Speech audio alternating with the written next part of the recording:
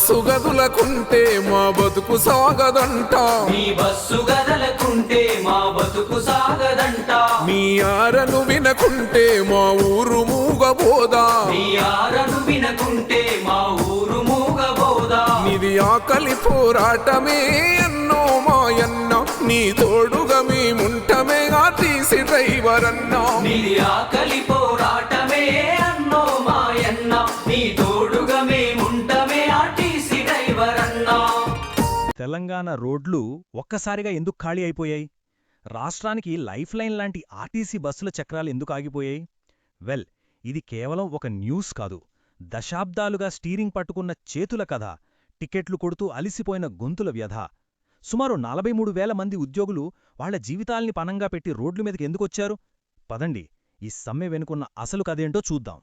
రోజూ లక్షల మందిని వాళ్ల ఇళ్లకు, ఆఫీసులకు చేర్చే ఈ బస్సులు ఇప్పుడు చూస్తే ఇలా నిశ్శబ్దంగా డిపోలకే పరిమితమయ్యాయి. ఈ నిశ్శబ్దం వెనక కొన్ని ఏళ్ల నిరీక్షణ ఉంది, నెరవేరని హామీల కథ ఉంది. ఇది కేవలం డిమాండ్ల లిస్టు మాత్రమే కాదు, అంతకు మించి చాలా పెద్ద కథ. సమాధానం ఎక్కడో లేదు, వాళ్ల ముఖాల్లోనే ఉంది. చూడండి, ఈ 43,000 మంది ఉద్యోగులు వాళ్ల జీవితాన్నే సంస్థకు సేవగా అంకితం చేశారు. కాని దశాబ్దాలుగా ప్రభుత్వాలిచ్చిన మాట మీద నిలబడలేదు. వాళ్ల సహనానికి కూడా ఒక హద్దుంటుంది కదా, ఆ హద్దు చెరిగిపోయింది. అందుకే వాళ్లందరి గొంతుక ఒక్కటై ఇప్పుడు ఈ సమ్మె రూపంలో మన ముందుకొచ్చింది. సరే, ఈ పోరాటం ఈరోజు మొదలైందనుకుంటే పొరపాటే. దీని మూలాలు మన తెలంగాణ ఉద్యమంలోనే ఉన్నాయి. ఆర్టీసీ కార్మికుల త్యాగానికి, మన రాష్ట్ర ఆవిర్భావానికి అస్సలు విడదీరాని బంధం ఉంది. ఆ గతాన్ని ఒక్కసారి అలా గుర్తుచేసుకుందాం. ఆర్టీసీ ప్రయాణం 1932లో నిజాం టైంలో మొదలైంది. ఆ తర్వాత ఉమ్మడి రాష్ట్రంలో కొనసాగి తెలంగాణ వచ్చాక మన సొంత సంస్థగా మారింది. చూట్టానికి ఇదొక ట్రాన్స్పోర్ట్ సంస్థే కావచ్చు, కాని కార్మికులకు ఇది వాళ్ల అస్తిత్వం, వాళ్ల గర్వకారణం. 2011 సకల జనుల సమ్మె ఎవరైనా మర్చిపోగలరా? తెలంగాణ వచ్చే వరకు డ్యూటీలో చేరము అని భీష్మించుకుని కూర్చున్నారు ఆర్టీసీ కార్మికులు. ఏకంగా 27 రోజుల పాటు జీతాలు లేవు. ప్రభుత్వం ఎస్మా చట్టం ప్రయోగించినా సరే వాళ్లు భయపడలేదు. వాళ్ల త్యాగమే ఆనాడు ఉద్యమానికి ఒక గుండె ధైర్యాన్నిచ్చింది. తెలంగాణ వచ్చింది, సొంత ప్రభుత్వం వచ్చింది, అంతా బాగుంటుంది అనుకున్నారు. కాని ఆ కలలు ఎంతో కాలం నిలవలేదు. కార్మికులకు ప్రభుత్వానికి మధ్య సంబంధాలు పూర్తిగా దెబ్బతిన్నాయి. 2019 సమ్మె అనేది ఆర్టీసీ చరిత్రలో ఒక చీకటి అధ్యాయాన్ని రాసింది.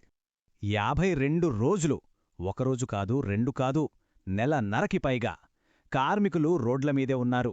ఇంట్లో తిండికి గడవని పరిస్థితి, భవిష్యత్తు ఏమవుతుందోనన్న భయం. అయినా కరే వాళ్లు వెనక్కి తగ్గలేదు. ఇది వాళ్ల పోరాట పటిమకు నిదర్శనం. అప్పటి ప్రభుత్వం ఇంకా కఠినంగా స్పందించింది. హక్కుల కోసం పోరాడుతున్న 48,000 మంది కార్మికులు వాళ్లకు వాళ్లే ఉద్యోగాలు వదిలేశారని, అంటే సెల్ఫ్ డిస్మిస్ అయ్యారని ప్రకటించింది. ఒక్కసారి ఆలోచించండి, దశాబ్దాలపాటు చేసిన సేవకు ఇంతేనా విలువ అని వాళ్ల గుండెలు పగిలిపోయుంటాయి. ప్రభుత్వం మొండి వైఖరి, ఉద్యోగం పోతుందనే ఆందోళన, వీటితో 10 మందికి పైగా కార్మికులు ఆత్మహత్యలు చేసుకున్నారు. మరికొందరు గుండెపోటుతో ప్రాణాలు విడిచారు. ఇది కేవలం ఒక నంబర్ కాదు, ఆ సమ్మె మిగిల్చిన ఒక తీరని వేదనకు సాక్ష్యం. 2023 ఎన్నికలకు కొన్ని రోజుల ముందు ఒక పెద్ద గుడ్ న్యూస్. ఆర్టీసీ కార్మికులను ప్రభుత్వ ఉద్యోగులుగా గుర్తిస్తూ విలీనం బిల్లు పాసైంది. అందరి ముఖాల్లోనూ ఆనందం. కాని ఆ సంతోషం ఎంతోసేపు నిలవలేదు. బిల్లు పాసైనా అది ఎప్పటినుంచి అమలవుతుందో చెప్పే అపాయింటెడ్ డేను ప్రభుత్వం ప్రకటించలేదు. అంటే వాళ్ల భవిష్యత్తును గాలిలో వదిలేశారన్నమాట. సరే, ఇప్పుడు కొత్త ప్రభుత్వం వచ్చింది. మహిళలకు ఫ్రీ బస్ ట్రావెల్ అందించే మహాలక్ష్మి పథకాన్ని ప్రారంభించింది. ఇది సామాజికంగా చూస్తే చాలా మంచి పథకమే. కాని కార్మికుల మీద మాత్రం మోయలేని భారాన్ని పెంచింది.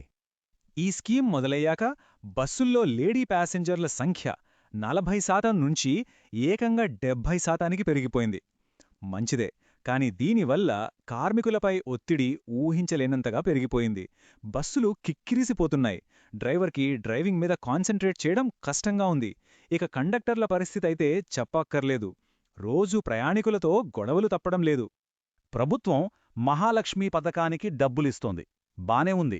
కాని ఇంకోవైపు ఏం జరుగుతోందో చూడండి. కార్మికులు కష్టపని దాచుకున్న పీఎఫ్, సీసీఎస్ డబ్బులు దాదాపు 2500 కోట్లు ప్రభుత్వం ఇంకా వాళ్లకు ఇవ్వలేదు. అంటే ఒక చేత్తో ఇస్తూ మరో చేత్తో వాళ్ల సొంత డబ్బులే వాళ్లకు అందకుండా చేస్తున్నారన్నమాట. అందుకే ఇప్పుడు జరుగుతున్న ఈ సమ్మె కేవలం జీతాల పెంపు కోసం కాదు. ఇది తమ హక్కుల కోసం, తమ ఆత్మగౌరవం కోసం, ఇచ్చిన మాటను నిలబెట్టుకోవాలని కోరుతూ చేస్తున్న ఒక పెద్ద పోరాటం.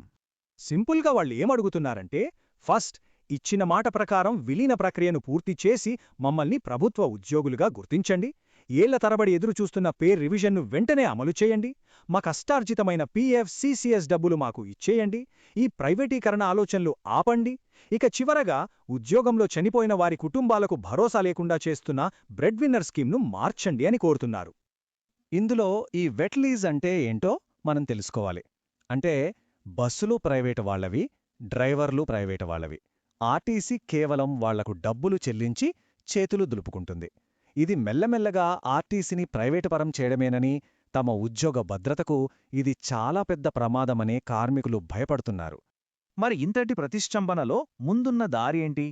ప్రభుత్వానికి, కార్మికులకు మధ్య ఈ సంఘర్షణకు ముగింపెప్పుడు? రోడ్లమీద మళ్లీ బస్సులెప్పుడు తిరుగుతాయి? ఒక విషయం గుర్తుంచుకోవాలి. ఇది కేవలం జీతాల కోసం చేస్తున్న సమ్మె కాదు. నెరవేర్చని హామీల వల్ల తమ సంస్థ భవిష్యత్తు, తమ ఉద్యోగాల భద్రత ప్రమాదంలో పడ్డాయని వాళ్లు చేస్తున్న ఉనికి పోరాటమిది. చివరిగా ఒక ప్రశ్న. రాష్ట్రానికి జీవనాడిలాంటి ఒక వ్యవస్థ ఇలా దెబ్బతిన్నప్పుడు, ఆ తెగిపోయిన బంధాన్ని సరిచేసి, ఆగిపోయిన చక్రాలకు మళ్లీ కదలిక ఇవ్వాల్సిన బాధ్యత అసలు ఎవరిది? ప్రభుత్వానిదా లేక మనందరిదా? ఆలోచించండి. బిరబిరబిర సోదరుడా, కదం దొక్కుతూ పిడికిలి ఎత్తి జేజే జెండా ఎగరేస్తూ, పద పద పద పద కార్మికుడా, బిరబిర బిరబిర సోదరుడా, కదం దొక్కుతూ పిడికిలి ఎత్తి జేజే జెండా ఎగరేస్తూ, ఎవరబ్బ సొత్తురా ఆర్టీసీ, ఎవరత్త సొమ్మురా ఆర్టీసీ, వానయ్య తెచ్చెన ఆర్టీసీ, వానబ్బ ఇచ్చెన ఆర్టీసీ, ఆ తిక్కల లెక్కలు చెరిపేసి హక్కుల లెక్కలు చూపెడదా. పద పద పద పద కార్మికుడా, బిరబిర బిరబిర సోదరుడా, పద పద పద పద కార్మికుడా, బిరబిర బిరబిర సోదరుడా. भारत माता की जय, भारत माता की जय।